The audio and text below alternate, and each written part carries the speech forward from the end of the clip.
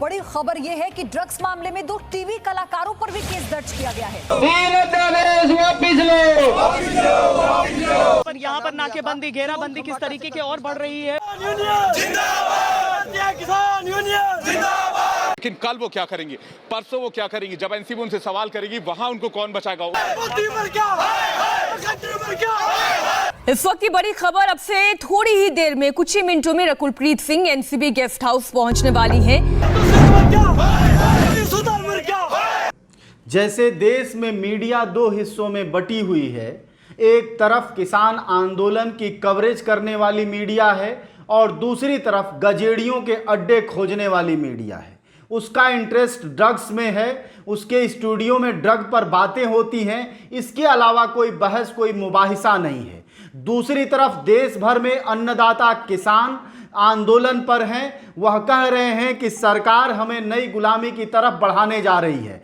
किसान बिल हमारे लिए आखिरी कील साबित होगी किसानी में, और देश का किसान उजड़ जाएगा और कारपोरेट खेती की नींव डाली जाएगी। यही है किसान बिल। लेकिन प्रधानमंत्री मोदी लगातार समझाइश दे रहे हैं कि नहीं, यह किसानों के भले के लिए है, यह ऐतिहासिक फैसला है। आजादी के अनेक दशकों तक किसान और श्रमिक के नाम पर खूब नारे लगे, बड़े बड़े घोषणा पत्र लिखे गए, लेकिन समय की कसौटी ने सिद्ध कर दिया है कि वो सारी बातें कितनी खोखली थी। सवाल इस ऐतिहासिक फैसले का ही है। आप याद कीजिए कि प्रधानमंत्री मोदी जब रात 8 बजे 8 नवंबर को नोटबंदी की घोषणा कर रहे थे, आज से 2 साल पहले, तब भी उन्होंने यही कहा था कि यह एक ऐतिहासिक फैसला है और इससे देश में भ्रष्टाचार, कालाबाजारी, काला धन और पता नहीं कौन कौन से जुमले वाले शब्द उन्होंने गढ़े और बोले थे। वर्तमान में जारी 500 रुपए और 1000 रुपए के करेंसी नोट लीगल टेंडर नहीं रहेंगे। लंबा वक्त बीत चुका है, हम परिणाम झेल चुके हैं नोटबंदी का।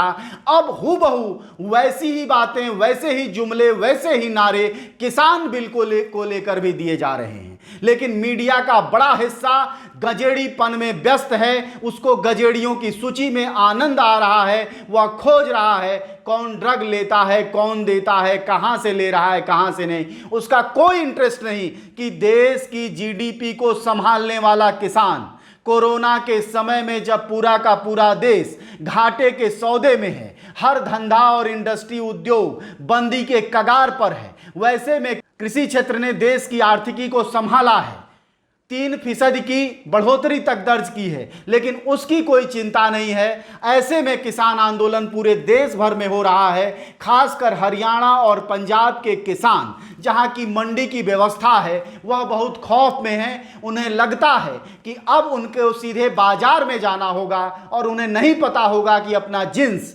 यानी अनाज कहां बेचें, कहां ले जाएं, उसकी क्या कीमत तय होगी। यह एक बड़ी समस्या के रूप में उभर कर आएगा और इसी आशंका से उभरे पड़े हैं। इसीलिए किसानों के नेता जो इस आंदोलन में किसान बिल के खिलाफ जो सबसे बड़े नेता के तौर पर उभर कर आए हैं, गुरनाम सिंह, उन्होंने कहा है कि हमें चाहे जो कुर्बानी देनी पड़े, हम इस किसान बिल को इंप्लीमेंट नहीं होने देंगे। हालांकि यह बड़ी चुनौती है, क्योंकि हमारा देश का अधिकाधिक जनसंख्या जाति और धर्म में बटी हुई है। उसके लिए किसानों की समस्या कोई मुद्दा नहीं है, बल्कि जाति और धर्म एक बड़ा मसला है। उसको लव जिहाद में बड़ी मजा आता है, बजाय ये कि नौकरियों को लेकर, रोजगार को लेकर वह चिंता जाहिर करे, कोई बात करे। ऐसे में गुरनाम सिंह अपने इरादे में, मतलब किसानों के हक के आंदोलन में सफल होंगे, इसमें की संभावना कमतर दिखती है। हालांकि भविष्य किसी को नहीं पता।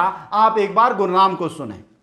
आज का जो आंदोलन है, ये पूरे देश में भारत बंद का आंदोलन है और बहुत अच्छा सहयोग मिल रहा है। बहुत छोटी सी काल के ऊपर आप देख रहे हैं कि पंजौर जैसे क्षेत्र में जहाँ हम खड़े हैं, जहाँ पे खेती बहुत कम है, जहाँ पहाड़ी क्षेत्र है, वहाँ पे भी बहुत अच्छी संख्या में और बहुत उत्साह में लोग इकट्ठे हुए हैं। तो सारे इस ढांचे के नए कानूनों के विरुद्ध हैं, जिनसे देश का जो सारा व्यापार है वो चंद पूंजीपतियों के हाथों में जा रहा है और चंद पूंजीपतियों का ही देश को गुलाम होकर रहना पड़ेगा। पूरे देश का माल यही चंद लोग खरीदेंगे और पूरा देश इन्हीं से खरीद के खाएगा। और सरकार एमएसपी से बाहर हो रही है। सरकार जो WTO में जो चली गई है, वर्ल्ड ट्रेड ऑर्गेनाइजेशन में जो चली गई है, उनकी शर्तों के मुताबिक किसी देश की सरकार वर्ल्ड मार्केट से ज़्यादा भाव नहीं दे सकती। अगर वर्ल्ड मार्केट के लेवल पे हमारे रेट रहेंगे तो हिंदुस्तान का किसान खेती नहीं कर सकता। और यहाँ का पूरा जो मंडिया में काम करने वाले आड़ती हैं, छोटे व्यापारी हैं, किसान हैं, मजदूर हैं, वो सब के सब तबाह होंगे और केवल चंद लोगों के पास ही सारा कारोबार जाएगा। देखिए, नुकसानदायक तो इसलिए है कि इससे काला बाजारी की पावर कारपोरेट को चली गई है। कॉन्ट्रैक्ट फार्मिंग में उस सारी पावर उनके पास है। भाव ज़्यादा हो, मार्केट में भाव ज़्यादा हुआ हम देने के लिए मजबूर हैं, कम हुआ तो वो छोड़ने के लिए उनके पास पावर है। और जो मंडी एक्ट बनाया गया है, इसमें अगर हम बिहार में देखें 2006 में बनाया गया था। क्या बिहार के किसान ने तरक्की की? बिहार में एमएसपी कहाँ है आज? अगर एमएसपी बिहार जैसा हाल हरियाणा में भी हुआ, वन नेशन वन मार्केट की बात कर रहे हैं, तो फिर इसका मतलब ये है कि जो हाल बिहार में वो हरियाणा में भी होगा। वन नेशन वन मार्केट में तो कैसे यहाँ का किसान खेती कर पाएगा? क्या आज धान का रेट 1200 रुपये है बिहार में? क्या 1200 रुपये में धान बेच के हम गुजारा कर पाएंगे? तो ये सारे नुकसान उससे होने वाली है। मंडियां तोड़ने का इन्होंने ढांचा खड़ा कर दिया है, एमएसपी खत्म करने का ढांचा खड़ा कर दिया। ये कह रहे हैं कि सारे बिचौलिए बीच से बाहर निकाल के सीधा खरीदने वाला जाने और बेचने वाला जाने। खरीदने वाले का अपना भाव होगा और बेचने वाले का अपना भाव होगा। उनका जहाँ भी तालमेल बैठता है बिठा लें। वो जो सपोर्ट प्राइस थी, जो सपोर्ट दे रहे थे, जो सहारा दे रहे थे खेती को बढ़ावे का, वो बंद कर रहे हैं। गुरनाम बहुत साफ कहते हैं कि सरकार क्या कर रही है, वह लोग किस कीमत पर लड़ेंगे, किसानी कैसे खेतीहर मजदूरों में बदल जाएगी, कैसे किसान कारपोरेट मालिकों के गुलाम बना दिए जाएंगे, उनकी हालत अपने मालिक होने से कटकर मजदूर की बन जाएगी। इसी आशंका से पूरा देश का किसान भरा हुआ है। लेकिन न फिर सरकार को न मीडिया को उसकी कोई चिंता है। यह बड़ा सवाल है कि जैसी मीडिया हमने गढ़ी है, चूंकि हम जनता की मीडिया पर भरोसा नहीं करते, उसको आगे नहीं बढ़ाते, ऐसे में हमारे साथ बार बार ये हो रहा है कि जो दूसरी मीडिया है उसकी चिंता का जो पहलू है, कभी कुछ है कभी कुछ है। पिछले 2 महीने से भी ज़्यादा, 3 महीने से भी ज़्यादा सुशांत को चलते हुए हो गया। पहले सुशांत की मौत हुई, फिर क्यों हुई, फिर सुशांत को रिया चक्रवर्ती ने ड्रग पिलाया, फिर ड्रग को इतने प्रेम से पिलाया, फिर वो अन्य लोगों ने भी ड्रग पिलाया, फिर बिहार का बाढ़, बिहार की गरीबी, बिहार के मजदूरों की बदहाली सब छुप गया और इकलौता चांद सुशांत छा गया। और अब जो है अभी भी बिहार का चुनाव होगा, लेकिन वह सुशांत पर होगा, बिहारी अस्मिता पर होगा। यह जो खेल है मीडिया का, अगर आप नहीं समझेंगे तो साल दर साल बर्बादी की ऐसी ही स्थितियां बनती रहेंगी।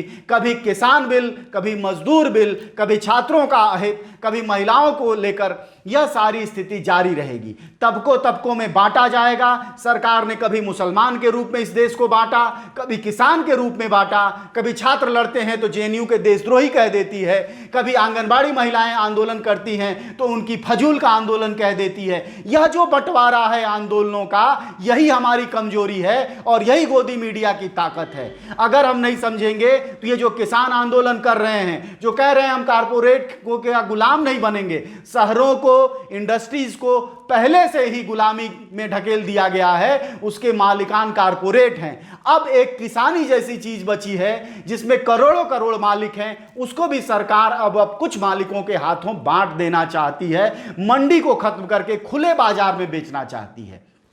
देश में जहां कहीं भी मंडियां हैं, वहां के किसान ज्यादा समृद्ध, ज्यादा ताकतवर हैं, और जहां भी मंडियां नहीं है, उत्तर प्रदेश के ही पश्चिमी हिस्से में मंडियां हैं, पूर्वी हिस्से में नहीं है। आप पूर्वी उत्तर प्रदेश के किसानों की हालत से पश्चिमी उत्तर प्रदेश के किसानों की हालत की तुलना कर लें, अंदाजा हो जाएगा कि मंडियों का क्या महत्व है किसानों के लिए और सरकार किन कारणों से उसको खत्म करना चाहती है। चूंकि सरकार के पास मुनाफे के दूसरे सारे धंधे जो कारपोरेट के उसने दे रखे थे, वह सारे मंदी पर हैं। शहरी जो उद्योगपति हैं, कोरोना की वजह से उनका काम धीमा पड़ता गया है। अब एक खेती ऐसी चीज बची हुई है जहां उनका इन्वेस्टमेंट अब मांग रहा है और अब किसानों की बेदखली की तैयारी है और उसी के खिलाफ पूरे देश भर से यह आंदोलन है।